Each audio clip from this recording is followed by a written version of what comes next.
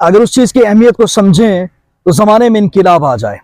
जो लोग उस चीज़ को समझें वो उससे फ़ायदा उठाकर ऐसी ऐसी तरक्की करें कि उनके दाएं बाएं के लोग हैरान हो जाएं कि इस बंदे ने कर क्या दिया है। ये सामने आपको एक झाड़ी तैरती हुई नजर आ रही है। ये क्या है? जी हाँ, इसके पीछे भी एक देखें, एक और जनाव तैरती नजर आ रही है। ये अगर हम इसे देखें तो ये किसी रुकावट की वजह से रुक जाए, गिर जाए, लड़खड़ा जाए और आगे ना चले तो उसके लिए फिर होगा क्या? उसके लिए होगा ये कि वो फिर उधर ही रह जाएगा।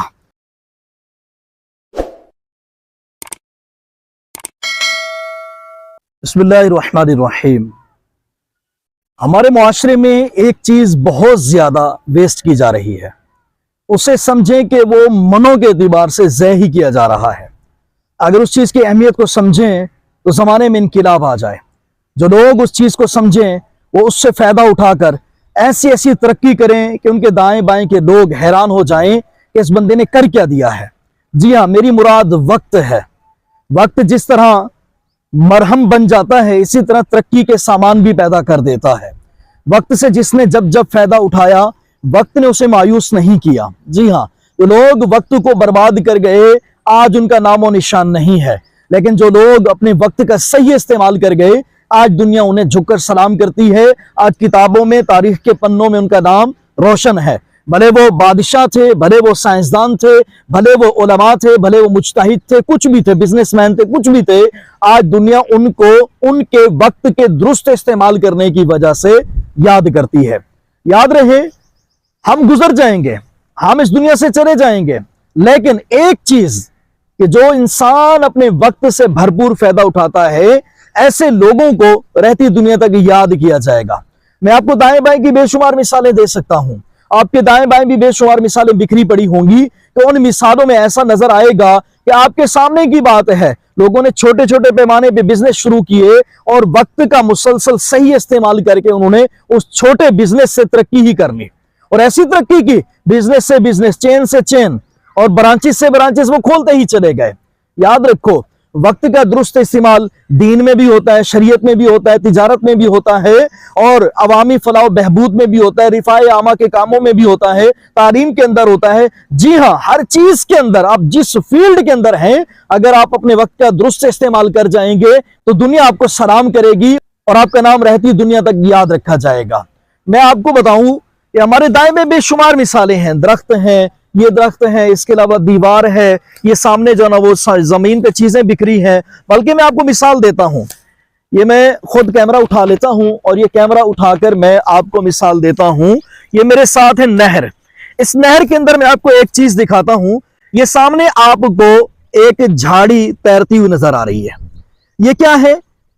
जी हाँ, इसके पीछे भी एक देखें, एक और जनाव तैरती नजर आ रही है।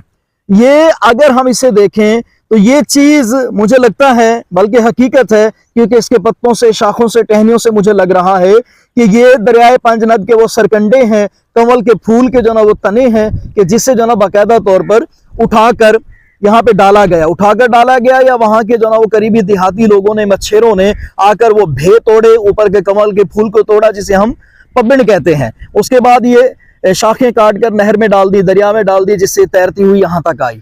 मैं अब इस मिसाल से आपको ये बताना चाहता हूं कि सुबह तकरीबन 3 साढ़े 3 बजे ये टहनियां, पत्ते कटे होंगे। जी हाँ, हमारे यहाँ ये रवाज होता है कि सुबह मुंह अंधेरे ही दरियाओं में उतर के लोग भे तोड़ते हैं, उसकी शाखें काटते हैं, कमल का फूल जिसे हम पबिन भी कहते हैं, वो लेकर आते हैं। तो 3:30 से चलने वाला ये तकरीबन 15 से 17 किलोमीटर का सफर करके ये टहनी यहाँ पर हमारे उच्च शरीफ में पहुंची। पता नहीं आगे इसने कहाँ जाना है।